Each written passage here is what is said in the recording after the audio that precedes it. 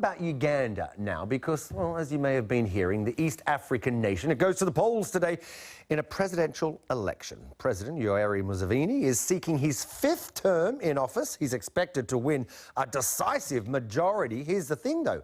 More than 60% of voters, they're young people born after he came to power. They face massive unemployment.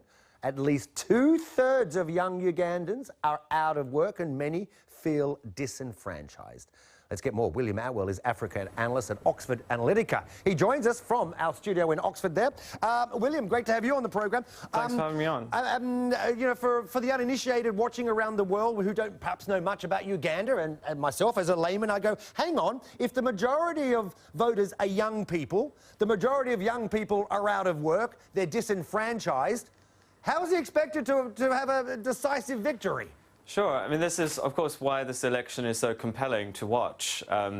It's 30 years since Museveni came to power. And, of course, there's this problem with unemployment. There's also been this upwelling of opposition support, particularly behind two opposition candidates, Mr. Mbabazi and Mr. Besigye.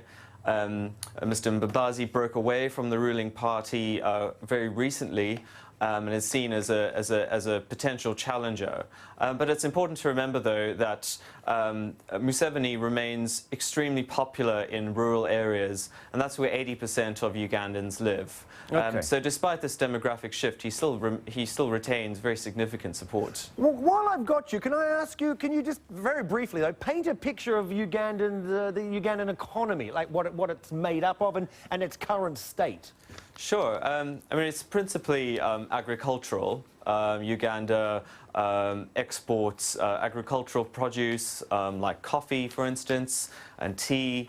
But there's also been discussion along the western border with Congo, potential oil reserves. Of course, with the oil price having dipped, this is less significant at the moment, but one of the reasons for Museveni wanting to remain in power, and certainly part of his political messaging, has been about carrying forward the potential oil finds and developing an industry and continuing his developmental program.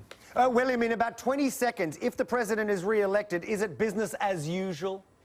Well, that's if there isn't some post-election violence. I think there's potential for some disruptions, particularly if these opposition candidates feel that they've been hard done by the results. But in terms of policy, we really do see business as usual.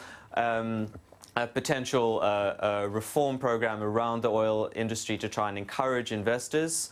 So I think that's going to be a key cornerstone of the developmental agenda going forward. William Attwell from Oxford Analytica, thank you very much for joining us. We appreciate your time with the lovely Cheers. Oxford in the background there. Follow me on Twitter at BBC Aaron. I've got to go. Ta-da!